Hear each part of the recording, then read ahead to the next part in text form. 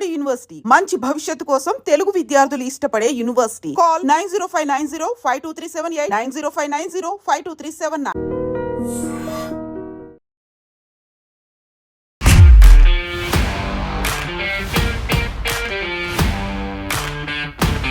నమస్తే, నేను Kavitha. Welcome to I dream money matters with Anil AKV. Financial ప్లానింగ్లో ముఖ్యంగా వినిపించేది స్టాక్ మార్కెట్లు, బులియన్ మార్కెట్లు, షేర్లు, ఫండ్స్, ఇన్వెస్ట్మెంట్స్. ఇవన్నీ చాలామందికి అర్థం కాని ఒక పెద్ద పజిల్ లాగా, బ్రహ్మ పదార్థం లాగా కనిపిస్తుంటాయి. వాటి గురించి చాలా సింపుల్గా తెలుసుకోవాలంటే, అందులోనూ ఏబిసిడి నుంచి స్టార్ట్ చేయాలంటే ఏం చేయాలి? ఈ ఎపిసోడ్స్ని చూస్తే సరిపోతుంది. ఐ డ్రీమ్ కొత్త సిరీస్ని స్టార్ట్ చేస్తోంది, మనీ మ్యాటర్స్ విత్ అనిల్ ఏకేవితో. ఫైనాన్షియల్ ఎక్స్పర్ట్ అనిల్ గారు మనతో పాటుగా ఉన్నారు. అనిల్ గారు నమస్తే అండి. సో ఇప్పుడు మనకి యూజువల్గానే ఫైనాన్స్, మేనేజ్మెంట్, ప్లానింగ్, దాంట్లో మ్యూచువల్ ఫండ్స్ అనేవి ఉన్నాయి, ఇన్వెస్ట్మెంట్లు ఉన్నాయి. ఇవన్నీ కూడా చాలా వరకు పెద్ద క్వశ్చన్ మార్క్స్ లాగా కనిపిస్తూ ఉంటాయి కదా. సింప్లిఫైడ్ చేసి చూడాలి, అందరికీ అర్థమయ్యేలా చెప్పాలి. Right from the beginning, right from scratch అంటారు కదా, అక్కడి నుంచి స్టార్ట్ చేయాలి అంటే అన్నీ వాళ్ళకి అవైలబుల్గా చాలా సింప్లిఫైడ్గా, సింపుల్ టిప్స్ అంటారు, టెక్నిక్స్ అంటారు, వాటితో అర్థమయ్యేలా చెప్పాలి. ఏం చేద్దాం? అన్నీ చెప్దాం. Will train everything. ప్రతి విషయం కూడా క్షుణ్ణంగా వివరిద్దాం. ప్రతిదీ తెలుగులో మాట్లాడడానికి ప్రయత్నం చేద్దాం. ఓకే, సంపూర్ణమైన తెలుగులో తెలుగు వారి కోసము ఈ శీర్షికని, ఈ సిరీస్ని అందిద్దాం పూర్తి స్థాయిలో. బహుశా ఎంతసేపు పడుతుందో, ఎన్ని ఎపిసోడ్స్ పడుతుందో తెలియదు. బట్ మనం చేయాల్సింది ఏంటంటే, ఏదైనా సరే మధ్య మధ్యలో మిడిమిడిగా చెప్తే బాగోదు, కొద్ది కొద్దిగా చెప్తే బాగోదు. సంపూర్ణంగా, పరిపూర్ణంగా ఎడ్యుకేట్ చేయాల్సిన అవసరం మనకు కూడా ఉంది. ఒక ఎక్స్పర్ట్ లాగా, ఒక సామాజిక బాధ్యత అనుకోండి, లేకపోతే ఒక భావజాల వ్యాప్తి అనుకోండి. మొత్తానికి ప్రజలకు, చూసే వాళ్ళకు, ప్రేక్షకులకు, శ్రోతలకు, అందరికీ ప్రతి విషయానికి క్షుణ్ణంగా మనకున్న విచక్షణ పరిధిలో మన విజ్ఞానాన్ని, మన జ్ఞానాన్ని పంచాల్సిన బాధ్యత మనకుంది. ఆ పని చేద్దాం. స్వచ్ఛమైన తెలుగు భాషలో, మన అమ్మ భాషలో, మన మాతృభాషలో మాట్లాడుకుందాం. సో తెలుగువారందరం తెలుగే మాట్లాడాలి. తెలుగువారందరం తెలుగుని సగర్వంగా, గర్వంగా మనం గొప్పగా భావిస్తూ, మన భాషని, మన తల్లిని మనం ఎలా ప్రేమిస్తామో మన మాతృభాషని అదే స్థాయిలో ప్రేమించి మన భాష కీర్తి పతాకాలు ఎగరేయాల్సిన అవసరం మనకి ఎంతైనా ఉంది. సీతక్క గారిని కొద్దిగా ఆవిడ గురించి చెప్పాల్సిన అవసరం వచ్చింది ఇప్పుడు. ఆవిడ నిన్ననో మొన్ననో తెలుగు అసెంబ్లీలో తెలుగులో సమాధానం చెప్పారు. చాలా గర్వంగా అనిపించింది. మన సోదరి మాన్యశ్రీ శ్రీమతి సీతక్క గారు, ఆవిడ పేరు అనసూయ అనుకుంటాను, ధనసరి అనసూయ గారు, శ్రీమతి ధనసరి అనసూయ గారు. సో ఆవిడ తెలుగులో నాకు తెలుగు వచ్చని చాలా గర్వంగా మాట్లాడారు. అటువైపున్న గౌరవ సభ్యులకు ప్రశ్నకు జవాబుగా అయితే ఆవిడ గురించి చెప్పాలి. ఆవిడ అజ్ఞాతం నుంచి వచ్చిన తర్వాత చదువు పట్ల అనురక్తితో, చదువు పట్ల ప్రేమతో తను లా చేశారు, ఎల్ఎల్బి చేశారు. దాని తర్వాత ఆవిడ పిహెచ్డి చేశారు. సో అయినా సరే ఎంతో నిరాడంబరంగా, ఎంతో సామాన్యంగా కరోనా సమయంలో 400-500 గ్రామాలు కాలినడకన వెళ్ళి పేద ప్రజలకు, గిరిజన తండాలకు తన సేవలు అందించారు. ఇప్పుడు మనం చెప్పే వరకు కూడా ఎవరికి తెలియదు, ఆవిడ డాక్టర్ సీతక్క అనే విషయం ఎవరికి తెలియదు. పిహెచ్డి చేశారు, పూర్తి చేశారు. సో డాక్టర్ సీతక్క గారికి గౌరవ వందనాలు తెలియజేస్తూ మనం ఈ ప్రోగ్రాం ప్రారంభిద్దాం, తెలుగులో మాట్లాడదాం.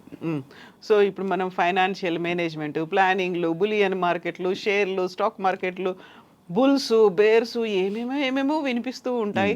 అవన్నీ మన సబ్జెక్ట్స్ కావేమో అనిపిస్తుంది. బట్ ప్రతిసారి అక్కడ కేంద్ర మంత్రి బడ్జెట్ పెట్టినప్పుడు మాత్రం ఎదురు చూస్తూ ఉంటాం. అర్థం కాకపోయినప్పటికీ ఏదో పెరుగుతోంది, ఏదో తగ్గుతుంది, మన కుటుంబానికి ఎంత భారం పడుతుంది, శాలరీడ్ పర్సన్స్కి, వేతన జీవులకి ఎంత ఎఫెక్ట్ పడుతుంది, ఇలాంటివి మాత్రమైతే అప్పుడు అనుకుంటాం. మనం ఏదో ప్లాన్ చేయాల్సినటువంటి అవసరం ఉంది, ఇయర్ని ఇలా ఎగ్జిక్యూట్ చేయాలి అనేది అనుకుంటాం. ఒక క్యాలెండర్, షెడ్యూల్స్ ఇవన్నీ పెట్టుకుంటాము. కాకపోతే ప్రాపర్గా ప్లానింగ్ అనేది అవసరం ఉంటుంది. ఆ ప్లానింగ్ అనేది ఎలా చేసుకోవాలి, మనకున్నటువంటి ఆదాయాన్ని మేనేజ్ ఎలా చేసుకోవాలి? అయితే మనము ఇదేం బ్రహ్మ పదార్థం కాదు, లేదా ఇదేమో ఆ, అంతరిక్ష పదార్థం అస్సలు కాదు. బట్ నేను అదే చెప్పా, బ్రహ్మ పదార్థం అని చాలా మంది అనుకుంటారు, పెద్ద పజిల్ లాగా ఉంటుంది కాదు. అనేది. కాదు. ఎందుకంటే మన జీవితంలో మనం పుట్టినప్పటి నుండి చివరి క్షణాల వరకు, అంతిమ క్షణాల వరకు మన జీవితంలో విడదీయరాని సబ్జెక్ట్ ఏదైతే ఉందో అది ఆర్థిక శాస్త్రమే. అవును. మనం అందరం అనుకుంటాం ఆర్థిక శాస్త్రం ఏదో అంతరిక్ష శాస్త్రం అనుకుంటాము, ఏదో ఇంకేదో వింతైన శాస్త్రం అనుకుంటాం. కానీ మనకు తెలియకో ప్రతిరోజు మనము ఆర్థిక పాఠాల్లోనే ఉంటాము. మన జీవితంలో మనం చూసిన మొదటి ఆర్థిక శాఖ మంత్రి మన ఇంట్లో మన అమ్మగారే. Our mother is our first finance minister. So ఆవిడ అందరూ హోమ్ మినిస్టర్ అంటారు బేసికలీ తల్లిని, కానీ హోమ్ మినిస్టర్ కాదు ఆవిడ, యాక్చువల్లీ ఫైనాన్స్ మినిస్టర్ ఇంట్లో. అవును. సో ఎకనామిక్స్ అండ్ అఫైర్స్ అన్నీ కూడా ఆవిడే చూసుకుంటారు, తర్వాత హోమ్ మినిస్టర్ పాత్ర వహిస్తారు. సో ఆవిడ ఫస్ట్ ఫైనాన్స్ మినిస్టర్. ప్రతి విషయంలో ఇంట్లో కావాల్సిన సరుకులు కానివ్వండి, ఇంట్లో కావాల్సిన ఖర్చులు కానివ్వండి, దాదాపుగా మన అమ్మలే చూసుకుంటారు. అమ్మ తర్వాతనే ఇంకెవరైనా చూసేది అవి ఖర్చులు. నాన్న సంపాదించుకొని వస్తారు, బట్ ఖర్చులు మాత్రం అమ్మనే చూసుకుంటుంది. సో పొదుపు గురించి ఆవిడే మాట్లాడుతుంటుంది, పిల్లల సంరక్షణ గురించి ఆవిడే ఎక్కువ చింతిస్తుంది. ఖర్చు, ఇంట్లో డబ్బులు దాయడం కానివ్వండి, అన్నీ చూడడం. మన జీవితంలో అబ్బాయిలకు మా అందరికీ తెలిసిన మొదటి బ్యాంకు డిపాజిట్ లాకరు పోపుల డబ్బా. నాకు తెలిసినంత వరకు నా జీవితంలో నేను చూసిన ఫస్ట్ సేఫ్ డిపాజిట్ లాకర్ పోపుల డబ్బా. ఇది ఫస్ట్ అదే అనమాట. మా అమ్మ ఎక్కడ కిచెన్లో ఎక్కడ డబ్బులు దాచిపెట్టిందో మా అమ్మకన్నా ఎక్కువ నాకు తెలుసు. సో ఏ ఖర్చులు ఉన్నా సరే ఆ పోపు డబ్బాల్లోంచి వాడుకునే వాళ్ళం. సో మన ఇంట్లో మొదటి సేఫ్ డిపాజిట్ లాకర్ మనకు పోపుల డబ్బానే. సో దాని తర్వాతనే బ్యాంకులు, చెస్ట్లు, ఫిక్స్డ్ డిపాజిట్లు. సో మనందరం కూడా చిన్నప్పటి నుండి బై బర్తే మనం ఇందులో అంతర్భాగమై ఉంటాం. We are part of economics, we are part of financial management from the time we have taken birth. So మన పుట్టికే ఖరీదైంది. Our birth itself is expensive. అది ప్రభుత్వ ఆసుపత్రి అయినా లేకపోతే ప్రైవేట్ ఆసుపత్రి అయినా సరే, ఏదైనా కానివ్వండి, our outcome itself is an expensive affair. So అదొక పండుగ వాతావరణం విషయం పక్కన పెడితే ఖర్చుతో కూడుకున్న వాతావరణం. ఎట్ ది సేమ్ టైం మన ఎగ్జిట్ కూడా అవుతుందో, మన ఇక్కడ నుంచి వెళ్ళిపోవడం కూడా, ఈ భూమి నుండి వెళ్ళిపోవడం కూడా అవుతుందో, అది కూడా ఖర్చుతో కూడుకున్న పనే. సో మన రాక ఖర్చుతో కూడుకుంది, పోక ఖర్చుతో కూడుకుంది. ఈ మధ్యలో ఉన్న ప్రహాసనం ఏతుందో, మనం బ్రతకడం ఏతుందో, అందులో డబ్బుతోనే ముడిపడి ఉంది. ఎవ్రీ మూమెంట్, ప్రతి క్షణం కూడా డబ్బుతోనే ముడిపడి ఉంది. సో మన పుట్టుక, మన చావు మధ్యలో డబ్బుని మనతో విడదీరాలేము. We cannot make ourselves dispensable from money, we are indispensable from money.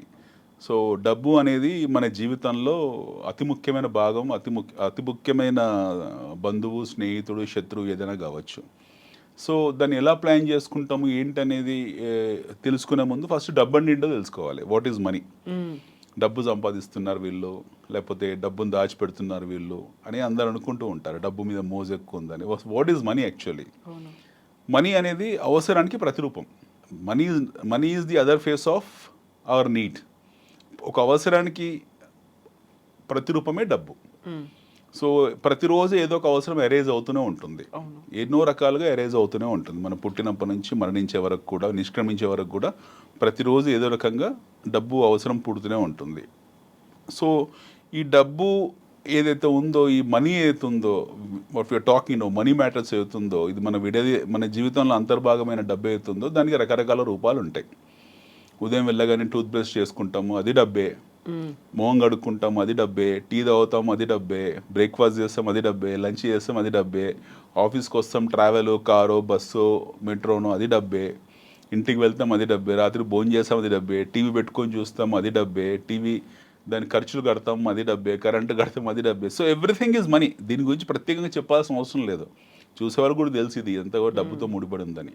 But ఇక్కడ మనం మాట్లాడుతుంది ఏంటంటే డబ్బుని ఎలా సంపాదించాలి, సంపాదించిన దాన్ని ఎలా పోగు చేయాలి, దాన్ని దాటి పోగు చేసే పద్ధతుల్లో డబ్బును సంపాదించే ప్రక్రియ గురించి మాట్లాడుతున్నాం. ఇంకో నెక్స్ట్ లెవెల్ గురించి మాట్లాడుతున్నాం. We're talking about money making money. So మనకు తెలిసిన ట్రెడిషనల్ పద్ధతులు ఏవైతే ఉన్నాయో, డబ్బు విషయంలో మనకు తెలిసిన సాంప్రదాయ పొదుపు పద్ధతులు ఏవైతే ఉన్నాయో, పూర్వకాలంలో మన తాత ముత్తాతల నుండి, మన పూర్వీకుల నుండి మనకు తెలిసింది ఏంటంటే, డబ్బు ఉంటే ఫస్ట్ వాళ్ళు వ్యవసాయంలో పెట్టడము, లేదా భూమి కొనడము, లేదా బ్యాంక్ డిపాజిట్లు చేయడం, ఇలాంటి పనులు చేసేవాళ్ళు. ఇది మోస్ట్ ప్రిమిటివ్ మెథడ్. మొదట్లో చేసిన పద్ధతి. అప్ టు 19th సెంచరీ వరకు కూడా, 19వ శతాబ్దం వరకు కూడా ఇదే పద్ధతిని అవలంబించేవాళ్ళు. కానీ ప్రపంచం ఏం చేసింది? 19th సెంచరీ తర్వాత, 19వ శతాబ్దం తర్వాత ప్రపంచంలో ఇండస్ట్రియలైజేషన్ ఏర్పడింది. సో పారిశ్రామికరణ ఏర్పడింది. అదైతే ఎప్పుడైతే ఏర్పడిందో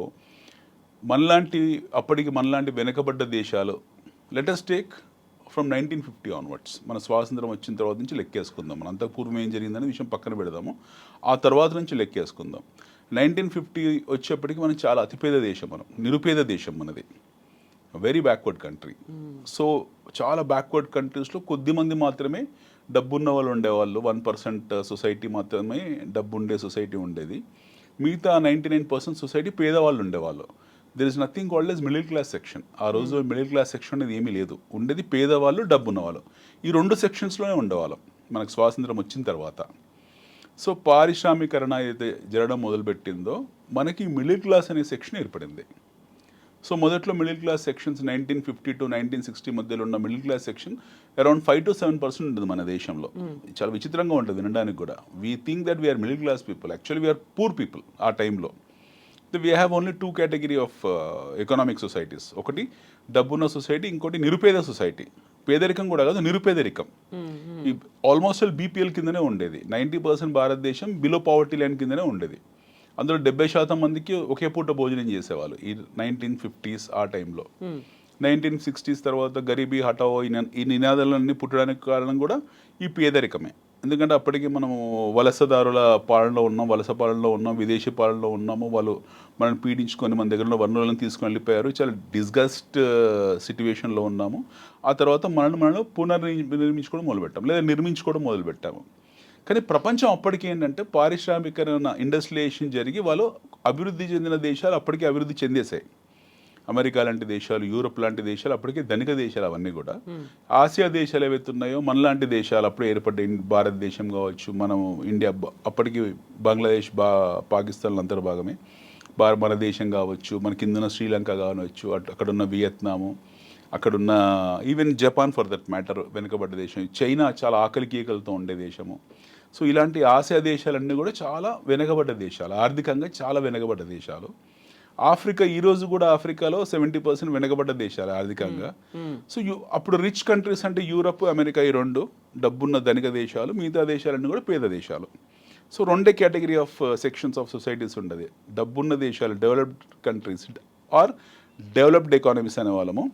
రెండోది వచ్చేప్పటికి పూర్ కంట్రీస్, పూర్ నేషన్స్, పేదవాళ్ళు అనేవాళ్ళు. ఎందుకంటే వీళ్ళందరూ నిజంగా పేదవాళ్ళు వీళ్ళందరూ కూడా. 1960s 1970s తర్వాత మొదటి పారిశ్రామిక విప్లవం ఏర్పడింది. ఎక్కడ? ఈ పేద దేశాల్లో. అప్పటికి అభివృద్ధి చెందిన దేశాలు వదిలేద్దాము, పేద దేశాల్లో, మనలాంటి పేద దేశాల్లో పారిశ్రామికరణ జరగడం మొదలుపెట్టింది. అమూల్ లాంటివి, ఆపరేషన్ ఫ్లడ్, ఆపరేషన్ వైట్, ఇలాంటివన్నీ కూడా అప్పుడే మొదలయ్యాయి. సో మొదటి పారిశ్రామిక విప్లవం, ఇండస్ట్రియల్ రెవల్యూషన్ ఏర్పడిన తర్వాత మనకు మిడిల్ క్లాస్ అనే సెక్షన్ మొదటిసారిగా వచ్చింది. అంటే ఉత్పత్తి వ్యవస్థ ఏర్పడము, చాలామంది వ్యవసాయం నుంచి ఉత్పత్తి వ్యవస్థ వైపు వెళ్ళడము, కార్మికులుగా మారడము, డైలీ వేజెస్ నుంచి వాళ్ళు మంత్లీ వేజెస్ వైపు వెళ్ళారు. అంటే డైలీ వేజెస్ వాళ్ళు మంత్లీ వేజెస్, సాలరీడ్ ఎంప్లాయీస్ కింద మారిపోయారు. సో లైఫ్ లిటిల్ సెక్యూర్ అయింది వాళ్ళకు. సో ఇలా కార్మిక రంగం ఒకటి ఏర్పడింది, వర్కింగ్ క్లాస్ ఏర్పడింది. దాని తర్వాత మనకు మళ్ళీ 1970s to 1980s మధ్యలో రెండో పారిశ్రామిక విప్లవం వచ్చింది మనకు, సెకండ్ ఇండస్ట్రియల్ రెవల్యూషన్. అప్పటికి మనం లైసెన్స్ రాజులోనే ఉండేవాళ్ళము, బట్ స్టిల్ మనకు పరిశ్రమలు ఏర్పడ్డాయి. ప్రపంచవ్యాప్తంగా ఉన్న పరిణామాలు ఏవైతున్నాయో మన మీద విపరీతమైన ప్రభావం చేయించి మనను కూడా ఇంకొక అడుగు ముందుకేసేలా చేసింది 1980 వరకు కూడా. 1990s తర్వాత ఏం జరిగింది? మనకు నూతన సరళీకృత ఆర్థిక విధానాలు రావడము, గ్లోబలైజేషన్ రావడము, ఫారెన్ డైరెక్ట్ ఇన్వెస్ట్మెంట్ రావడం, భారతదేశంలో రకరకాలుగా, మన దేశంలో రకరకాల ఉత్పత్తి వ్యవస్థలు ఏర్పడ్డాయి 1990s తర్వాత. సో మన నిజమైన ప్రయాణం, మన దేశం తాలూకు నిజమైన ప్రయాణం మొదలైంది 1991 తర్వాత. అంటే ఎగ్జాక్ట్లీ అరౌండ్ 44 years మన ప్రయాణం మొదలైంది. 33 years, 33-34 ఏళ్ళు అయింది మన ప్రయాణం మొదలై. మన దేశ ప్రయాణం, నిజమైన ప్రగతి మొదలయ్యి 33-34 సంవత్సరాలు, అంతగానే కాలేదు. సో ప్రపంచం గ్లోబ్లో మనం గ్లోబ్ తీసుకొని మనం ముందు పెట్టుకుంటే, పట్టం తీసుకొని ముందు పెట్టుకుంటే, మనం అన్ని దేశాల్లో చూసుకుంటే వాళ్ళందరూ 70 ఏళ్ళు కొంతమంది, 100 ఏళ్ళు కొంతమంది, 200 ఏళ్ళు కొంతమంది కనపడతాయి మీకు. కానీ మన దేశం మాత్రం మన ప్రయాణం మటుకు మొదలై 30 సంవత్సరాలే. సో మన ప్రయాణం మొదలైన జస్ట్ 30 ఇయర్సే. ఈ 30 ఏళ్ళు, 33 ఏళ్ళు, 34 ఏళ్ళ ప్రయాణంలోనే మనం గొప్ప ప్రగతిని, గొప్ప అభివృద్ధిని సాధించాం. రాబో 20 ఏళ్ళు, 30 ఏళ్ళు, 40 ఏళ్ళలో ఇంకా అద్భుతమైన ప్రగతిని సాధిస్తాం మనం. సో ఈ ట్రాన్సిషన్ అవుతుందో, ఈ 30 ఇయర్స్ ట్రాన్సిషన్ అవుతుందో మనుషులకు ఒక అవగాహన ఏర్పరిచింది. ఈ 30 ఏళ్ళ ప్రయాణం, 35 ఏళ్ళ ప్రయాణంలో మనుషులకు ఒక అవగాహన ఏర్పడింది. అంటే పొదుపు సాధనాలు ఏమున్నాయి, పెట్టుబడి సాధనాలు ఏమున్నాయి, ఫిక్స్డ్ డిపాజిట్స్ అనే ఒక పూర్వకాలపు పెట్టుబడి సాధనం ఉండేది. ఫిక్స్డ్ డిపాజిట్ అంటే మన దగ్గర డబ్బు ఉంది, ఆ డబ్బుని తీసుకెళ్ళి బ్యాంకులో పెట్టేవాళ్ళము. ఆ బ్యాంకులో ఆ డబ్బులు పెట్టడం వల్ల ఏమవుతుంది, మనకు వడ్డీ వస్తుంది. సో డబ్బులు బ్యాంకులో దాచుకున్న వాడికి ఆ వడ్డీ ఎలా వస్తుందో తెలియదు. బ్యాంకులు ఏదో మనకు సేవ చేస్తున్నారు అనుకుంటారు, కానీ బ్యాంకులు ఏం సేవ చేయట్లేదు. బ్యాంక్ ఏం చేస్తుంది, ప్రభుత్వం ఇచ్చి ఇన్ఫ్లేషన్, ద్రవ్యోద్బలాన్ని మనకు అమ్ముతుంది.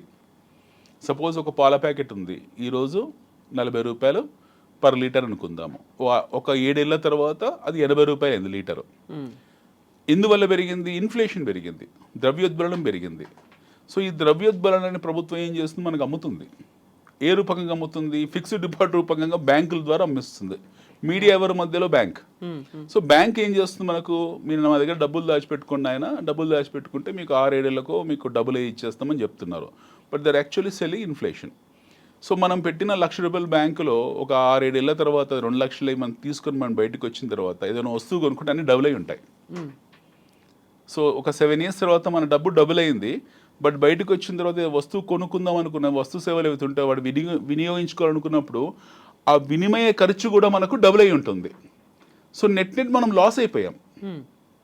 సో ఈ గ్యాప్లో ఏం చేస్తాం, మనం డబ్బుని పొదుపు చేసుకున్నాం బ్యాంకులో, అనుభవించలేకపోయాం దాన్ని, ఇంకో సాధనాల్లో దాన్ని డైవర్ట్ చేయలేకపోయాము, ఇంకో సాధనాల్లో అందులో పెట్టి దాన్ని ఆ డబ్బుని వృద్ధి చేయలేకపోయాము.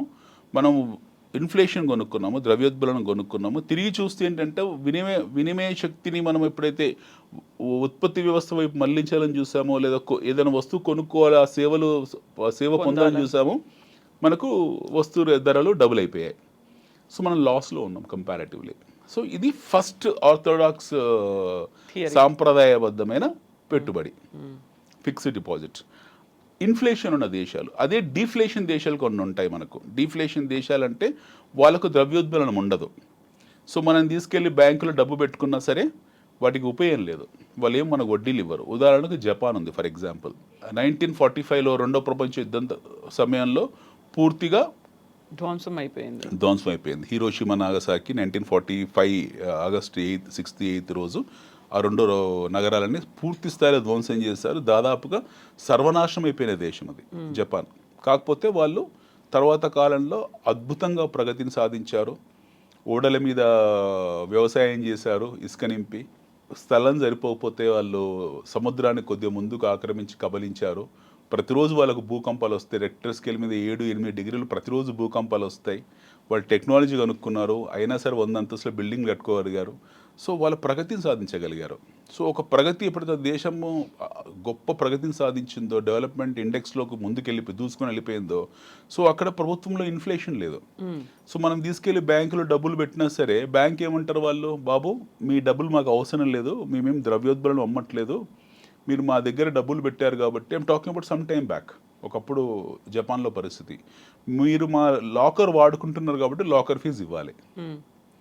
So if you're depositing your money in bank, you have to pay the fee. ఎందుకంటే మేము సెక్యూరిటీ ఇస్తున్నాం కాబట్టి మీరు మాకు పే చేయాలి. పార్కింగ్ లాట్లో మనం కారు పెట్టేస్తే గంటకు 2 గంటలకు 20 రూపాయలు, 50 రూపాయలు, 100 రూపాయలు ఎలా వసూలు చేస్తారో అలా డబ్బులు వసూలు చేసేవాళ్ళు. So they are not in need of public money, వాళ్ళ పబ్లిక్ డబ్బుతో అవసరం లేదు.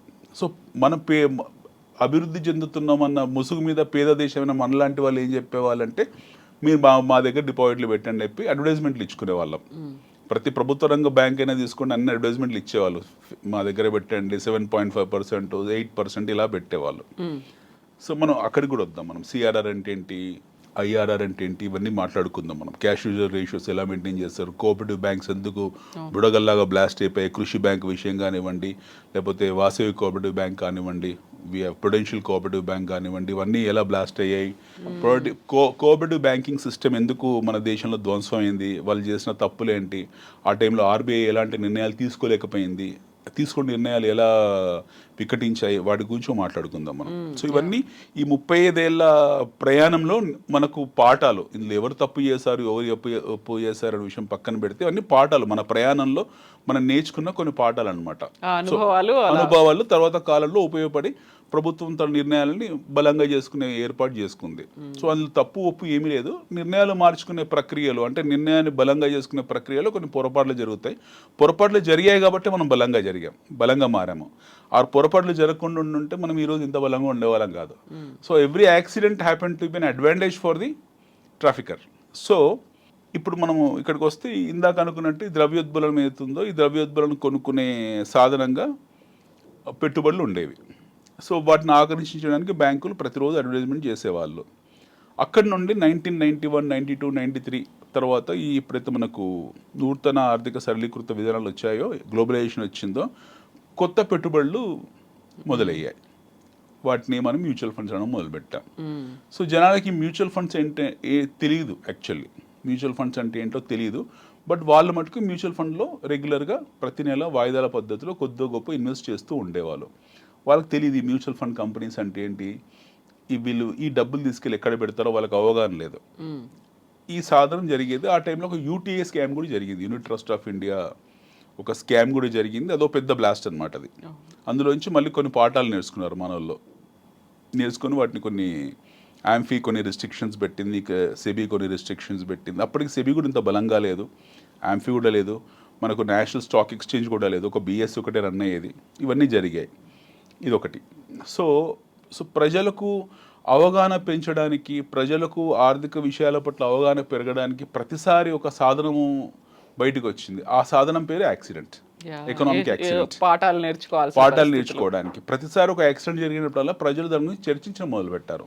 ఒక అందుకు ఇది మంచిదే, ఇది ఈ మరక మంచిది అంటాం కదా, అలాగా మంచిదే. 1992, 93 తర్వాత మనకు మన దేశంలో చాలా స్కామ్స్ జరిగాయి. 92లో మనకు హర్షద్ మెహతా స్కామ్ జరిగింది, దాని తర్వాత కేతన్ పారెక్ స్కామ్ జరిగింది. ఆ టైంలోనే ప్రజలు స్టాక్ మార్కెట్ గురించి చర్చించడం మొదలుపెట్టారు.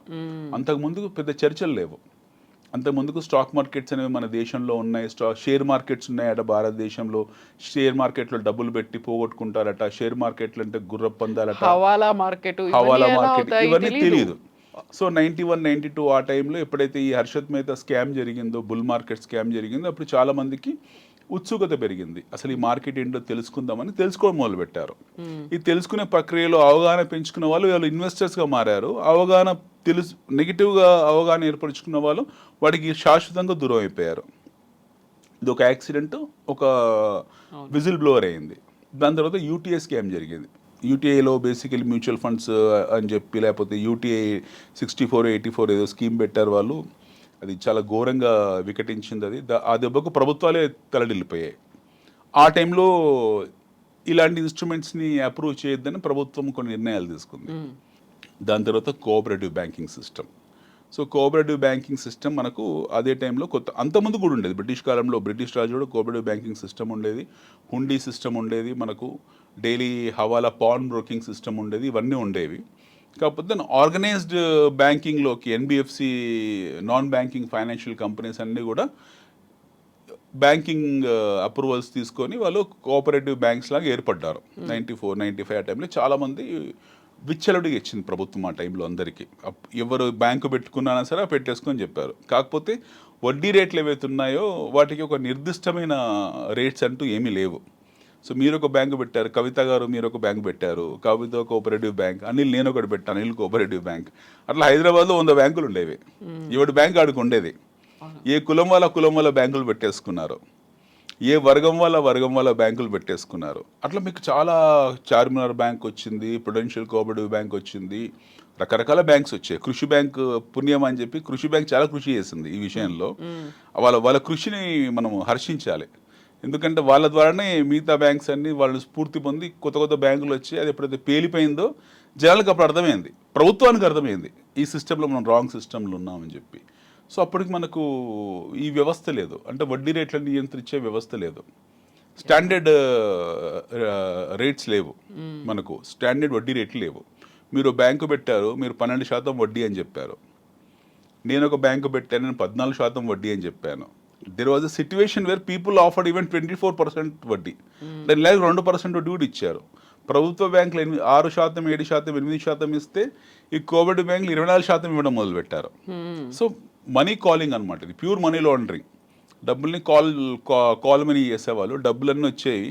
ఆ డబ్బులు వాళ్ళు ఏం చేసేవాళ్ళు తెలిసేది కాదు, వాటిని ఎక్కడ డైవర్ట్ చేసినా తెలిసేది కాదు. మానిటరింగ్ లేదు, ఏమీ లేదు. సో మనకు ఆర్బీఐ కూడా ఇచ్చేసింది, అందరికి అప్రూవల్స్ ఇచ్చింది. సో ఈ 2004, 2005, 2006లో ఈ బ్యాంక్స్ అన్నీ రూమర్స్ రావడము, వీటి మీద వీళ్ళు బ్యాంకులు మూతపడుతున్నాయి, వాళ్ళ దగ్గర లేవట, వాళ్ళ క్యాష్ రిజర్వేషన్ రేషియోస్ లేవట అని చెప్పినప్పుడు ప్రభుత్వం మేల్కొంది. వాళ్ళ మీద ఎప్పుడైతే వెళ్ళి సీల్ కొట్టేశారో, వాళ్ళ చేతులు ఎత్తేసారో, అందులో డిపాజిటర్స్ మునిగిపోయారు. సో ఇది ఒక గుణపాఠం అనమాట ప్రభుత్వానికి కూడా. RBI, reserve bank of India గుణపాఠం నేర్చుకుంది. ఓహో, ఎవరు పడితే వాడికి లైసెన్స్ ఇవ్వకూడదు, ఇవి ఇలా సినిమా టికెట్ల కావు, ఇవన్నీ ఫిక్స్డ్ డిపాజిట్లు అని చెప్పేసి వాళ్ళు ఒక గుణపాఠం నేర్చుకొని వాళ్ళు సిఆర్ఆర్ వడ్డీ రేట్లని బలపరిచారు. స్టాండర్డ్ వడ్డీ రేట్లు ఎవరైనా సరే, ఏ బ్యాంక్ ఉన్నా సరే దేశం మొత్తంలో, ఈ ప్రైవేట్ బ్యాంక్ కానివ్వండి, ప్రభుత్వం బ్యాంక్ కానివ్వండి, ఓన్లీ 0.25% మాత్రమే మీరు పావుల వరకే మీరు డిఫరెన్సియేషన్ పెట్టొచ్చు, మిగతా డిఫరెన్సియేషన్ ఉండకూడదు, అందరూ స్టాండర్డ్ రేట్స్ ఉండాలని చెప్పి స్టాండర్డ్ వడ్డీ రేట్లు సిస్టమ్ తీసుకొచ్చారు మన దగ్గర. ఇది బ్యాంకింగ్ క్లుప్తంగా. దీని గురించి మళ్ళీ నెక్స్ట్ ఎపిసోడ్ ఇంకా డీప్గా డిస్కస్ చేద్దాం. బ్యాంకింగ్ వ్యవస్థ ఎలా మనది బలంగా కావడం కోసం ఎంత బలహీనపడిందో చర్చిద్దాం. ఒక బలహీనమైన బ్యాంకింగ్ వ్యవస్థ మనది తర్వాత కాలంలో ఎందుకు బలంగా మారింది. ఈరోజు ప్రపంచంలోనే అత్యద్భుతంగా రాణిస్తున్న బ్యాంకింగ్ వ్యవస్థ భారతదేశం. అమెరికాలో సబ్ప్రైమ్ క్రైసిస్ వచ్చినప్పుడు 2008లో వచ్చేసి అక్కడ బ్యాంకులన్నీ బుడగల్లాగా పేలిపోయినప్పుడు మన బ్యాంకింగ్ వ్యవస్థని, మన ఆర్థిక శాఖని కాపాడింది, మన బ్యాంకింగ్ వ్యవస్థని మన దేశాన్ని కాపాడింది 2008, 2009, 2010లో.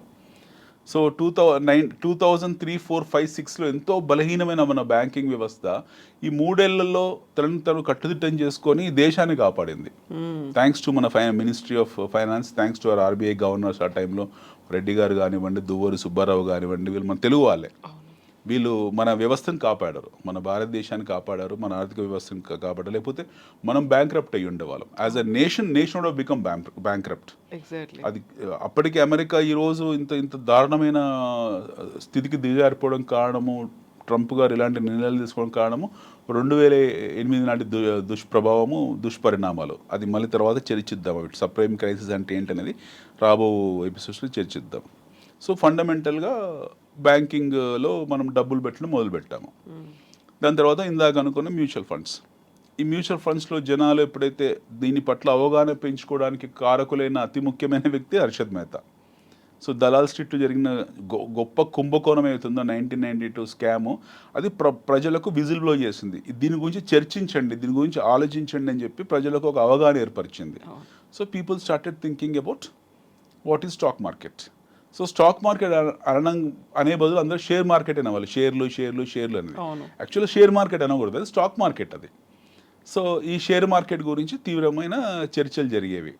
సో ఇందులో పెడతారట, ఈ కంపెనీలో డబ్బులు పెడతారట, ఒక జూదమో లేకపోతే ఒక వ్యసనమో లేకపోతే గుర్ర పందాలు, కోడి పందాల టైప్లో ఈరోజు కూడా 90% భారతదేశం దాన్ని అలాగే చూస్తుంది. సో అది ఏర్పడింది.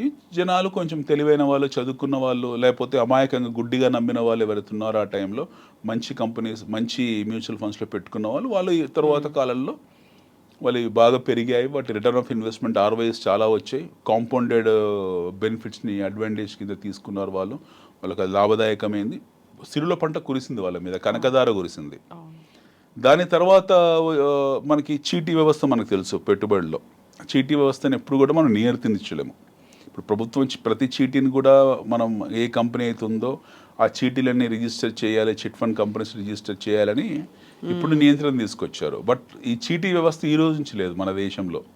బ్రిటిష్ కాలం నుంచి చీటీ వ్యవస్థ ఉంది. దాని మీదనే చాలామంది సౌలభ్యం పొందారు. చాలామంది చదువులకు, పెళ్ళిళ్ళకు అదే ఉపయోగపడేది. మనకి ఏ ఇన్స్ట్రుమెంట్ లేనప్పుడు ఆ ఇన్స్ట్రుమెంటే ఉండదు. ఈరోజు దాని గురించి ఆలోచించాల్సిన అవసరం లేదు. ఎందుకంటే అందులో కూడా మీకు 70-80% న్యూసెన్స్ ఉంది. అందులో కూడా చాలా ఫ్రాడ్స్ జరిగాయి, కుంభకోణాలు జరిగాయి. సో చీటీ వ్యవస్థని మనం చర్చించకూడదు. That is absolutely unorganised racket. అది చీటీ పాటల కంపెనీస్, పెద్ద పెద్ద కంపెనీస్ ఉంటే మీరు అందులో డబ్బులు పెడతారో, వాళ్ళ డబ్బులు ఏం చేస్తారో మనకు తెలియదు. You don't know. సో వాటికి లైసెన్స్లు ఉంటాయా, లైసెన్స్లు ఉండవా, ఇంటి పక్కన ఆంటీలు చీటీలు పెడతారు, అమ్మమ్మలు చీటీలు పెడతారు, అంకులు లొకాలిటీలో పెడతారు, మన కమ్యూనిటీలో పెట్టారు అనేది ఉంటుంది. ఉంటాయి అవి. సో అది పేలిపోతుంది. ఎందుకంటే this is not regulated business కాదు. కొన్ని లైసెన్స్లు ఇచ్చారు, చేసినా సరే still it is not a regulated business and that is not worth to be discussed. అది చర్చకు అర్హత పొందే సబ్జెక్ట్ కాదు. మన ఈ గౌరవప్రదమైన చర్చలో మనం మాట్లాడుతున్న చర్చలో ఈ తరంలో భవిష్యత్ తరాల గురించి మాట్లాడుతున్న చర్చలో అలాంటి అగౌరవమైన చీటీ వ్యవస్థ గురించి మాట్లాడడం లేదా అలాంటి తప్పుడు వ్యవస్థ గురించి మాట్లాడడము మనకు గౌరవప్రదం కాదు. కాబట్టి చీటీలను తీసి పక్కన పెట్టేద్దాం. So that has to be discarded from our discussion. మన చర్చలోంచి దాన్ని తొలగించేద్దాం. సో మనం మాట్లాడుకున్నది ఫిక్స్డ్ డిపాజిట్, ప్రభుత్వము అమ్ముతున్న ద్రవ్యోల్బణం, అక్కడ సేఫ్టీ ఉంది, కాకపోతే మనం ద్రవ్యోల్బణం కొనుక్కుంటున్నాం. సో మీ క్యాపిటల్ సేఫ్టీ ఉంది, బట్ క్యాపిటల్ డిప్రిషియేట్ వస్తుంది, తరుగుతూ వస్తుంది బయటికి వచ్చినప్పుడు. ఫిక్స్డ్ డిపాజిట్ మాట్లాడాము. తర్వాత మ్యూచువల్ ఫండ్స్ ఎలా ఏర్పడిందో, ఇంకా మ్యూచువల్ ఫండ్స్ పూర్తిగా మాట్లాడలేదు. నెక్స్ట్ మనకు వచ్చేప్పటికీ దాని తర్వాత ఉన్న ఈ చీటీలు అర్హత లేని చర్చ కాబట్టి అది పక్కన పెట్టేసాము. ఇక్కడ మాట్లాడుకోవాల్సింది గోల్డ్. ఇన్వెస్ట్మెంట్లు అనబోతున్నాను నేను. ఇన్వెస్ట్మెంట్లు అనగానే గోల్డ్ ఇన్వెస్ట్మెంట్లు ఒక దశలో దేశాన్ని కాపాడింది కూడా గోల్డ్ నిల్వలే. మన దగ్గర ఉన్నటువంటి గోల్డ్ రిసోర్సెస్ మన ఆర్థికంగా సంక్షోభం నుంచి ఎలా బయటపడేశాయి, కామన్ మ్యాన్ ఎలా గోల్డ్ మీద ఇన్వెస్ట్ చేయొచ్చు, ఎందుకు చేయాలి? బంగారము ఎప్పుడైనా సరే మీ పోర్ట్ఫోలియోలో ఉండాలి. Gold has to be part of your portfolio. బంగారం అనేది ఖచ్చితంగా మీ పోర్ట్ఫోలియోలో ఉండాల్సిన ఇన్స్ట్రుమెంట్ అది. ఓకే, బంగారాన్ని వస్తువు అని చూడకూడదు. బంగారం అనేది ఒక ఇన్వెస్ట్మెంట్ మోడల్లో కిందనే వస్తుంది అది. సో మీరు కేటగిరీస్ చేసినప్పుడు మీ అసెట్ అలొకేషన్స్ని కేటగిరీస్ చేసినప్పుడు అంటే మనం అది కూడా చర్చిద్దాము. కొద్దిగా సేఫ్టీ ఉండే కొద్ది పర్సంటేజ్ ఎఫ్డీలో పెట్టుకోవచ్చు, కొద్ది పర్సంటేజ్ మ్యూచువల్ ఫండ్, కొద్ది పర్సంటేజ్ స్టాక్ మార్కెట్, కొద్ది పర్సంటేజ్ బంగారం, కొద్ది పర్సంటేజ్ రియల్ ఎస్టేట్ ప్రాపర్టీస్ అనేవి సేఫెస్ట్ హెవెన్స్ ఇవన్నీ కూడా ఈ కాలంలో. రాబో కాలంలో వచ్చే 20 ఏళ్ళు 30 ఏళ్ళ తర్వాత ఎలా ఉంటుందో మనకు కూడా వాటి ఎలా ఉంటుందో తెలియదు కాబట్టి, బట్ యాజ్ ఆఫ్ నౌ ఇవి సేఫెస్ట్ హెవెన్స్ అనమాట. ఎస్, బంగారం కూడా వచ్చేప్పటికి ఏంటంటే బంగారం అనేది మీరు గత 100 సంవత్సరాల దాని ట్రాక్ రికార్డ్ తీసుకున్నా సరే, బంగారం దాన్ని ఏ నిష్పత్తిలో తీసుకున్నా, ఎలాంటి రేషియోస్లో తీసుకున్నా అది ఎప్పటికైనా సరే విలువైన సంపదనే. ఎందుకు అని అంటే బంగారానికి 2 కారణాలు ఉన్నాయి. ఒకటి, ప్రతి దేశం కూడా బంగారం నిల్వలు పెట్టుకుంటుంది. ఎందుకు బంగారం నిల్వలు పెట్టుకుంటారంటే, ఎందుకు దేశాన్ని బంగారం నిల్వలతో చూస్తారు అని అంటే, సపోజ్ అనుకుందాం ప్రపంచ దేశాలన్నీ యుద్ధాలు వచ్చాయి, లేదా కరోనా లాంటి ఒక అనివార్య పరిస్థితి దుష్పరిణామం ఏర్పడింది. అన్ని దేశాలు బ్యాంక్రప్ట్ అయిపోయాయి, కరెన్సీలు చెల్లని పరిస్థితి వచ్చాయి, ఏ బార్టర్ సిస్టమ్ పనిచేయట్లేదు, ఆహార నిల్వలు లేవు, దేశాలన్నీ కూడా దివాలా తీశాయి. ఆ టైంలో కామన్ డినామినేటర్ ఎక్స్చేంజ్ కింద మనం చూడాల్సింది విలువైన వస్తువు ఏది ఉందంటే బంగారం మాత్రమే. సో ఆ టైంలో బంగారం మాత్రమే ఒక విలువైన వస్తువుగా ఉంటుంది. సో బంగారానికి ఒక ట్రెడిషనల్ వాల్యూ అనుకుంటాం, కానీ ఈ వాల్యూ ఉంది, యాక్చువల్లీ ఎకనామిక్ వాల్యూ. బంగారం అనేది ఎకనామిక్ వాల్యూ, తర్వాత ట్రెడిషనల్ వాల్యూ. సో మనకు ఏంటంటే మన తాత ముత్తాతల నుంచి లేదా మన పూర్వీకుల నుండి కొన్ని వందల వేల సంవత్సరాల నుంచి సగటు భారతీయుడికి బంగారం పట్ల మోజుని, కనకము మీద మోజు మనకు ఉంది ఎప్పటి నుంచి. మన పురాణాల్లోంచి, ఇతిహాసాల్లోంచి అసలు బంగారం లేని భారతీయుడు లేడు. మహాభారత కాలం నుంచి బంగారం యొక్క ప్రాముఖ్యత మనకు మన ఇతిహాసాలు, పురాణాలు తెలుసో తెలియకో మనకు ఒక పొదుపుని ఇన్కల్కేట్ చేశారు. వీ షుడ్ బి మనం చాలా థ్యాంక్ఫుల్ అనమాట. మనం చాలా కృతజ్ఞతగా ఉండాలి. మన పురాణాలకి, ఇతిహాసాలు మనకు ఎన్నో నేర్పించాయి. పొదుపు విషయాల్లో మనకు తెలుసో తెలియకో మన మైండ్లో పెట్టేశారు అవన్నీ కూడా. సో బంగారం తాలూకు విలువలు మనకి ఎప్పటి నుంచో తెలుసు. సో మీరు మొత్తం మన రామాయణం తీసుకున్న, మన మహాభారతం తీసుకున్న, పుష్పక విమానం తీసుకున్న, ఏది తీసుకున్నా చూడండి, ప్రతి కూడా బంగారం గురించి చర్చ ఉంటుంది. ప్రతి విషయం కూడా బంగారం గురించి. నగలు, ఏమంటారు బట్టి మనులు, మాణిక్యాలు, వీటి గురించే కదా నవరత్నాలు. అతిథి మర్యాదలైనా లేకపోతే రాయబారులకైనా సంతోషం ఎక్కువైపోతే ఇచ్చేది గిఫ్ట్లు కూడా బంగారమే. సో మీరు ఇతిహాసాలు ఏవి తీసుకున్నా చూడండి, మీరు గ్రీక్ ఇతిహాసాలు తీసుకున్నా, రోమన్ ఇతిహాసాలు తీసుకున్నా, లేకపోతే అరబ్ ఇతిహాసాలు తీసుకున్నా, భారతీయ మన ఇతిహాసాలు తీసుకున్న బంగారం ప్రస్తావన మన దగ్గరే ఉంటుంది. మిగతా దగ్గర ప్రస్తావన ఉన్నా సరే దోపిడీ ఇలాంటి ప్రస్తావనలు ఉంటాయి తప్పిస్తే, ఈ వజ్రాల వైడూర్యాల గురించి వేటలో ఇవే ఉంటాయి తప్పిస్తే, బంగారం తాలూకు ప్రాముఖ్యత, దానికి ఉన్న దైవత్వము, బంగారాన్ని దేవుడితో సమానంగా పూజించడము, బంగారము మనకు అక్షయ తృతీయ లాంటివి ఇలాంటివి మనకు మాత్రమే, ఇంకెవరికి లేవు. సో అంత ప్రాముఖ్యత కలిగిన వస్తువుని మనకు తెలుసో తెలియకనో మొత్తానికి మన పూర్వకాలం నుండి మన వాళ్ళందరూ కూడా బంగారం తాలూకు ఇంట్రెస్ట్ పొదుపు సాధనంగా మనకు పెట్టేశారు. మనం కూడా మన పెళ్ళిళ్ళలో, పేరంటాల్లో మనకు ఆడపిల్లలకు, మన మగపిల్లలకు, మన మన ముందు తరాల వాళ్ళకు కూడా మనం బంగారం తయారు చేసి వెళ్ళేవాళ్ళం, లాంఛనాలుగా ఇవ్వడం, లాంఛనాలుగా. సో బంగారం అనేది వస్తు మార్పిడియే కాదు, అదొక సంపద. రెండోది వచ్చేప్పటికి ఏంటంటే భూమి, బంగారం అనేది మన మన జీవితంలో ఒక గొప్ప అంతర్భాగాలు. ఈ రెండు కూడా అతి ముఖ్యమైన సాధనాలు ఇవి, భూమి ఉండడము, బంగారం ఉండడము. సో ఆ పరంపర అవుతుందో అది కొనసాగిస్తూ అలాగే వచ్చాము. ఇప్పుడు మనం ఇక్కడికి వద్దాము. మీరన్న ఆర్థిక సంక్షోభంలో ఆ టైంలో మనకి ఏం చేశారు, ఆ టైంలో మన బంగారాన్ని తీసుకెళ్ళి లండన్ బ్యాంక్లోనూ తాకట్టు పెట్టారు కొద్ది కాలం పాటు. ఆ టైంలో బంగారమే ఆదుకుంది. సో ఇక్కడ మనం చర్చించాల్సిన విషయం ఏంటంటే, ప్రపంచవ్యాప్తంగా అన్ని దేశాల దగ్గర ఎంత బంగారం ఉందో, నిల్వలు ఎంత ఉన్నాయో రికార్డ్ ఉంది. There is a proper record of gold reserves. అమెరికాలో గోల్డ్ ఎంత ఉంది, చైనాలో గోల్డ్ ఎంత ఉంది, సౌదీలో గోల్డ్ ఎంత ఉంది, దుబాయ్లో గోల్డ్ ఎంత ఉంది, ప్రాపర్ రికార్డ్స్ ఉంది. ఎందుకంటే వీళ్ళు రికార్డు లాస్ట్ 100-200 ఇయర్స్ రికార్డ్స్ ఇవన్నీ కూడా. 100-150 సంవత్సరాల క్రితం నాటి రికార్డ్స్. వీళ్ళు ఈ బంగారాన్ని పోగేసుకోవడం మొదలుపెట్టిందే ఈ 100-150 సంవత్సరాల నుండి.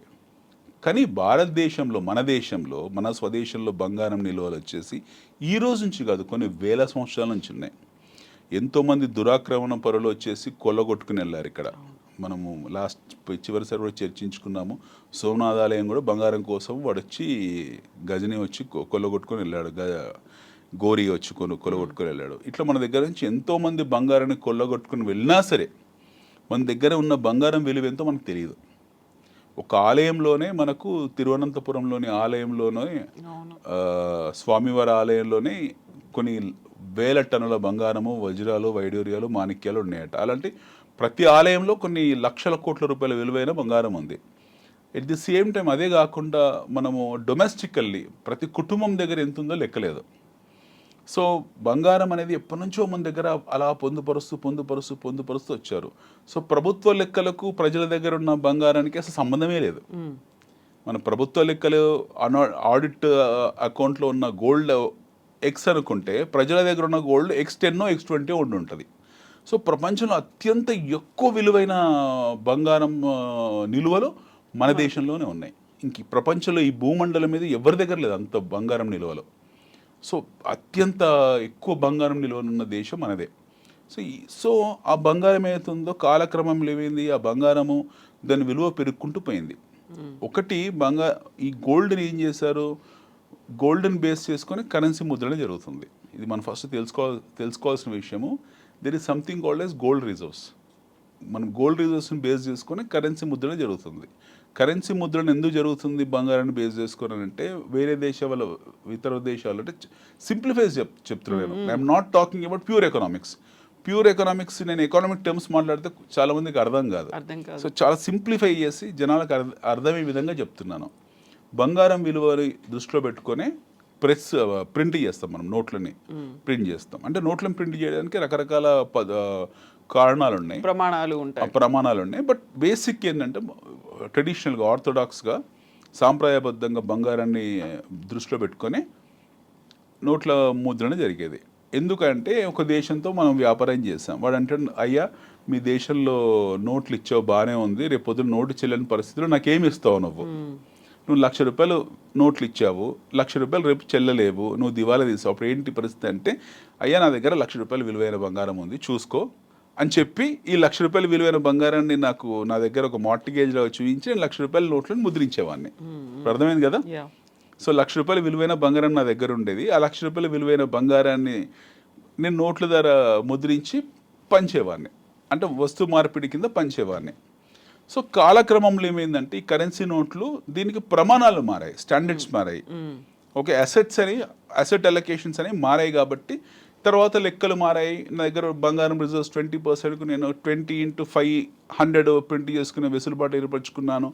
Trade, commerce, trade deficit, economics, micro economics, GDP ratios ఇవన్నీ వచ్చి బంగారము స్టిల్ ఉంది. కాకపోతే మిగతా ఫ్యాక్టర్స్ కూడా ఇన్ఫ్లుయెన్స్ చేసి ముద్రణ ఎక్కువైపోయింది. ఇప్పుడు అమెరికా ఉంది ఫర్ ఎగ్జాంపుల్. అమెరికా వాళ్ళ దగ్గర ఉన్న బంగారం విలువలకు ఆల్మోస్ట్ 20% ముద్రణ చేశారు నోట్లని.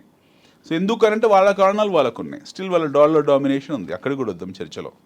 సో అలాగా బంగారం ఒక ఇంపార్టెంట్ సాధనం మనకు. సో బంగారం ఎంతవరకు ఉండాలి అని మనం అనుకున్నప్పుడు ఒక వ్యక్తి అతని జీవితకాలంలో బంగారం సంపాదించడంలో ఒక 20% అసెట్ అలొకేషన్ గోల్డ్కి పెట్టాల్సిందే. You have to allot around 15 to 20% towards gold. 15-20% మీరు బంగారానికి అలొకేట్ చేసుకోవాల్సిందే. నేను సాధారణ మధ్యతరగతి వ్యక్తిని దృష్టిలో పెట్టుకుని మాట్లాడుతున్నాను, రిచ్ క్లాస్ కోసం మాట్లాడట్లేదు. సాధారణ మధ్యతరగతి వ్యక్తిని ఎవరైతే మెజారిటీ ఉన్నారో, మెజారిటీ మన ఇండియాలో ఉన్న 70% మెజారిటీని దృష్టిలో పెట్టుకొని మాట్లాడుతున్నాం. మన తెలుగు వాళ్ళలో ఎక్కువ మందికి బంగారం పట్ల మోజు ఉంటుంది కాబట్టి వాళ్ళని దృష్టిలో పెట్టుకొని చెప్తుంది. 15-20% గోల్డ్ కింద అసెట్ని అలొకేట్ చేసుకుని ఎప్పుడైనా సరే శాస్త్రీయం, అది శాస్త్రబద్ధం. ఒకటి మనం అనుకుంది మొదట్లో ఫిక్స్డ్ డిపాజిట్ కొద్ది పర్సంటేజ్ అందులో ఉండాలి, కొద్ది percent, very little percent fixed డిపాజిట్లో ఉండాలి ఇన్ టర్మ్స్ ఆఫ్ ఎమర్జెన్సీ ఉన్నప్పుడు. తర్వాత వచ్చేసి మ్యూచువల్ ఫండ్ కొద్దిగా మీరు పెట్టుకోవాల్సి ఉంటుంది. నెక్స్ట్ బంగారం గురించి మాట్లాడాం మనం. We spoke about gold. ఒక సాధనంగా బంగారం అనేది ఒక పెట్టుబడి సాధనంగా ఖచ్చితంగా బంగారం ఉండాలి. సో 5% పడిందా, 6% పడిందా, 10% పడిందా మనకు సంబంధం లేదు. బంగారం గ్రాఫ్ గత 100 సంవత్సరాలు తీసుకుంటే మీరు పెరుగుకుంటూ పోతూనే ఉంది. ఇప్పుడు ఒక ప్రశ్న, మౌలికమైన ప్రశ్న వస్తుంది, బంగారం ఉత్పత్తి పెరుగుతేలాగా. మొన్న రాశారు మనకు ఒరిస్సాలో ఏదో బంగారం నిధులు కనబడ్డాయని పేపర్లో ఇక్కడ చూశాను నేను. పాకిస్తాన్లో బంగారం నిల్వలు ఉన్నాయి అని ఎవరు రాశారు. సో ఇవన్నీ ఏంటంటే ఒకవేళ ఉన్నాయి అనుకుందాము, ఈ బంగారం ధర కన్నా కూడా కాస్ట్ ఆఫ్ ఎక్స్కవేషన్ అవుతుందో, అంటే బంగారాన్ని వెలికి తీసే ప్రక్రియ అవుతుందో, ప్రహాసనం అవుతుందో, ఇది బంగారం కన్నా ఖరీదైంది. సో బంగారం వెలికితీత ప్రోగ్రామ్ అయితే ఉంటుందో అది బంగారం కన్నా ఖరీదు. ఈరోజు అనుకుందాం ఒక గ్రామ్ బంగారం 8,000 ఎంతో ఉంది. సో ఒక గ్రాము బంగారం వాడు వెలికి తీయాలి, శుద్ధి చేసి మార్కెట్లో తీసుకోవాలంటే 10,000 అవుతుంది. అప్పుడు దాన్ని ఆ ఫామ్లోకి తీసుకురావాలంటే మనకు ఆ రేట్ అవుతుంది. సో అందువల్ల ఏంటి, ఒకవేళ మన దగ్గర బంగారం ఉన్నా సరే, ఈరోజు బంగారము మన దగ్గర నిలువలు ఉన్నా సరే, ఖనిజాలు ఉన్నా సరే భూగర్భంలో, వాటికి ఆ వెలికితీత ప్రోగ్రాము, ఆ వెలికితీత కార్యక్రమం నిజమైన బంగారం కన్నా కూడా ఖరీదైంది. సో ఇప్పుడున్న కాలంలో బంగారాన్ని తక్కువ చౌక ధరకు వెలికి తీసేంత టెక్నాలజీ మనకు లేదు, భవిష్యత్తు ఉంటుందో మన నమ్మకం లేదు. సో భూగర్భంలో ఎక్కడో ఉంటుంది, అది భూ పొరల్లో ఎక్కడో ఉంటుంది. దాని తాలూకు ఎక్విప్మెంట్స్ కానివ్వండి, దానికి తాలూకు ఇన్స్ట్రుమెంట్స్ కానివ్వండి లేవు ప్రస్తుతానికి. సో ఒకవేళ మన దగ్గర ఒరిస్సాలో బంగారం దొరికినా, లేకపోతే పాకిస్తాన్లో బంగారం దొరికినా అవన్నీ ఉత్తవే. బంగారం ఏదైతుందో ఈ రోజు ఉన్న నిల్వలే ఈరోజు భూమి మీద మనకు అవైలబిలిటీ ఉన్నంత వరకు కూడా మనిషి వెళ్ళి తవ్వగలిగినంత బంగారం ఈరోజు తవ్వేశారు. మనకు 2 గొప్ప గనులు ఉండేవి. ఒకటి కోలార్ గోల్డ్ మైన్స్ ఉండేవి మన కర్ణాటకలో, తర్వాత హట్టి గోల్డ్ మైన్స్ ఉంది ఇక్కడ కర్ణాటకలో. 2 కర్ణాటకలోనే. అవి 2 హట్టి గోల్డ్ మైన్స్ మనకి యాక్చువల్లీ గోల్కొండ మైన్స్ కిందే వచ్చేది ఒకప్పుడు మన నిజాం రాజులు పరిపాలించినప్పుడు. ఈ మన దక్కన్ పీఠభూమిలోనే వచ్చేది హట్టి గోల్డ్ మైన్స్. మనకు చాలా దగ్గర, దూరం కూడా కాదు, వెరీ నియర్ టు అస్. 2వి కోలార్. ఈ 2ని తవ్వేశారు. ఇంకా అందులో ఏమీ లేదు బయటికి తీయడానికి. ఇప్పుడు KGF మూవీలో చూపించారు, అది కొద్ది అంతా అవన్నీ వత్తవే మూవీస్. బట్ బ్రిటిష్ వాళ్ళు కోలార్ గోల్డ్ మైన్స్ మొత్తం తవ్వేశారు. అక్కడ ఏం లేదు, అక్కడ nothing, there is nothing, zero అనమాట. హట్టి గోల్డ్ మైన్స్ అవుతుందో అది కూడా మొత్తం తవ్వేశారు, అక్కడ కూడా ఏమీ లేదు. సో మన దగ్గర మన దేశంలో ఉన్న నిలువల్లో ఆల్మోస్ట్ 99% తవ్వకం జరిగింది, వెలికితీత జరిగింది, అది వాడకంలోకి వచ్చేసింది. సిమిలర్లీ మీకు ఆఫ్రికాలో ఉన్న గోల్డ్ మైన్స్ ఏవైతున్నాయో అవి కూడా తవ్వేశారు. ఇప్పుడు ఈ రోజు కాదు, దాదాపు 100 సంవత్సరాల క్రితమే వీటిని తవ్వారు. ఇప్పుడున్న నిల్వలు ప్రపంచవ్యాప్తంగా అక్కడక్కడ వెనిజులాలో కొద్దిగా అంటున్నారు, కొద్దిగా అర్జెంటీనాలో, కొద్దిగా బ్రెజిల్లో అంటున్నారు, ఇంకా కొద్దిగా ఆఫ్రికాలో మిగిలింది అంటున్నారు. కొన్ని దేశాల్లో అక్కడక్కడ బంగారం నిధులు, బంగారము ఉన్నాయి అంటున్నారు తప్పిస్తే అవన్నీ గుప్త నిధులే. ఆ వెలికితీత అనేవి మనం వెళ్ళి గుప్త నిధుల కోసం తవ్వకాలు చేసినట్టే తప్పిస్తే అది వర్చువల్గా ఇన్ రియాలిటీ వచ్చేది ఏమీ లేదు అందులో. సో ఈ ప్రయత్నాలు జరిగాయి, ఫెయిల్ అయిపోయారు. అన్ని దేశాలు కూడా, ఆస్ట్రేలియాలో చాలా ప్రయత్నాలు జరిగాయి బంగారం వెలికితీత కోసం. గోల్డ్ హంటింగ్ ఆస్ట్రేలియా బాగా చేశారు, కొలరాడోలో గోల్డ్ హంటింగ్ బాగా చేశారు. మనకి ఇక్కడ అమెరికాలో మూవీస్ వచ్చాయి, మీకు మెకనస్ గోల్డ్ లాంటి మూవీస్ వచ్చాయి గోల్డ్ హంటింగ్ మీద. గోల్డ్ హంట్, గోల్డ్ కోస్ట్ ఇలాంటి చాలా మూవీస్ ఉంటాయి మీకు. వాటి మీద జరిగినన్ని కౌబాయ్ మూవీస్, వెస్ట్ మూవీస్ ఇంకెక్కడ, క్లాసిక్ వెస్ట్ మూవీస్ ఇంకెక్కడ లేవు. సో గోల్డ్ అనేది ఆల్మోస్ట్ ఆల్ ఎక్స్టెంటెడ్, అంతరించిపోయింది. మనిషికి కనుచూపు మేరల్లో మన దగ్గర ఉన్న పరికరాల పరిధిలో లేని బంగారం ఏతుందో అది ఉపయోగానికి రాదు. వాటిని ఉపయోగాలకు తేవాలనుకునే ప్రయత్నం కూడా అది పిచ్చి ప్రయత్నం, వెర్రి ప్రయత్నమే అవుతుంది. ఎందుకనంటే ఈరోజు 8 గ్రాముల బంగారం భూమిలోంచి వెలికి తీయాలనుకుంటే అది 20,000 రూపాయలు అవుద్ది. సో ఈ ప్రయత్నాలు అక్కడక్కడ రష్యాలో అక్కడ జరుగుతున్నాయి తప్పిస్తే ఉపయోగం లేదు. So as of no gold which is there which will remain as it is intact. So బంగారము ఒక సాధారణంగా మనం ఇంతకాలం ఇప్పుడు మాట్లాడుతుంది గోల్డ్ రిజర్వ్స్ కింద మాట్లాడాము. అంటే ప్రభుత్వం తన దగ్గర గోల్డ్ రిజర్వ్స్ కింద పెట్టుకుంటుంది, జనాలు ఆర్నమెంట్ కింద పెట్టుకుంటారు. దాని తర్వాత ఏమైపోయింది, కాలక్రమంలో గోల్డ్ ఈటీఎఫ్ కింద మారింది, ఎలక్ట్రానిక్ ఎక్స్చేంజ్ ట్రేడెడ్ ఫండ్ కింద మారిపోయింది అది. సో అది కూడా చర్చిద్దాము ఈటీఎఫ్ అంటే ఏంటనేది. ఇది ఒక సాధనం. రెండోది ఇండస్ట్రియలైజేషన్ యూస్ కింద వాడడం మొదలుపెట్టారు బంగారాన్ని. బంగారం ఎందుకు సడన్గా ఖరీదైపోయింది లాస్ట్ 10-15 ఇయర్స్లో అన్నదానికి అతి ముఖ్యమైన మౌలికమైన జవాబు ఏంటంటే అది ఇండస్ట్రియల్ యూస్ కింద మారింది. బంగారం ఇంతకాలం ఏంటి, వస్తు ఉత్పత్తి వ్యవస్థలో బంగారం లేదు. ఉత్పత్తి వ్యవస్థలో బంగారం ఇప్పుడు ఒక సాధనం కాదు, కేవలం వాడుకలో ఉండే వస్తువు మాత్రమే. అంటే ఆర్నమెంట్ కింద ఉండే వస్తువు మాత్రమే, లేదా సేఫ్టీలో ఉండే వస్తువు మాత్రమే. బట్ తర్వాత కాలంలో ఏం జరిగిందనంటే అదొక ఇండస్ట్రియల్ వస్తువు కింద మారింది. ఖరీదైన ఫోన్లలో కానివ్వండి, గ్యాడ్జెట్స్లో కానివ్వండి, లేదా సర్జికల్ ఎక్విప్మెంట్స్లో కానివ్వండి, ఎస్పెషల్లీ మీకు స్పేస్ టెక్నాలజీలో కానివ్వండి. స్పేస్ టెక్నాలజీలో బంగారం చాలా అవసరం. మీకు నాసాలో కానివ్వండి, స్పేస్ ఎక్స్లో కానివ్వండి, ఇప్పుడు మన Tesla, Elon Musk company space ఎక్స్లో వాళ్ళు ఎక్కువ బంగారం వాడతారు. సో భవిష్యత్తులో మీకు స్పేస్ టెక్నాలజీ ఎంతెంత అభివృద్ధి చెందుతుంటుందో మీకు గోల్డ్ కూడా అంతంత రేట్లు పెరుగుకుంటూ పోతాయి. ఇది బాగా గుర్తుపెట్టుకోవాల్సిన పాయింట్. మీకు స్పేస్ టెక్నాలజీ, అంతరిక్ష ప్రయాణము, అంతరిక్ష వాహనాలు, అంతరిక్ష శోధన ఎంత ఎక్కువ జరుగుతుంటుందో గోల్డ్ అంత ఎక్కువగా మీకు దాని అవసరం పడుతూ ఉంటుంది. సో గోల్డ్, బంగారం ఏతుందో మీకు దీర్ఘకాలికంగా గొప్ప పెట్టుబడి సాధనం అది. ఇప్పుడు బంగారం కూడా అయిపోయింది. నెక్స్ట్ వచ్చేసి what is next? Next is direct stocks. Next is direct stocks. Next stocks అని అంటే ఏంటి, స్టాక్ మార్కెట్ అంటే ఏంటి, స్టాక్ మార్కెట్లో పెట్టుబడి అంటే ఏంటి, స్టాక్ మార్కెట్ క్యాసినోనా, జూదమా, లేకపోతే స్టాక్ మార్కెట్ అనేది ఒక పెట్టుబడి సాధనమా అనేది మనం చర్చిద్దాం వచ్చే ఎపిసోడ్లో. అండ్ రియల్ ఎస్టేట్ గురించి కూడా మాట్లాడుకుందాం. దాని తర్వాత రియల్ ఎస్టేట్ గురించి మాట్లాడుకుందాం. సో మనం మనీకి రిలేటెడ్గా ఉన్నటువంటి అన్ని అంశాలు, ఇష్యూస్ మీద కూడా మనం మాట్లాడుకోబోతున్నాం. గుడ్స్, బ్యాడ్స్, అందులో ఏమున్నాయి, పాజిటివ్ ఏంటి, నెగటివ్ ఏంటి, అండ్ మనీ అంటే అసలు ఏంటి, వీటన్నిటి గురించి కూడా తప్పకుండా from A to Z. Yes. Thank you so much Anil garu. We will continue this series. And మనం అనుకున్నట్టుగా పెద్ద బ్రహ్మ పదార్థం కాదు, పెద్ద క్వశ్చన్ మార్క్ కాదు, కావలసినటువంటి simple tips and techniques. Yes, ma'am. Yes అండి. థ్యాంక్ యూ సో మచ్ అండి. Thank you.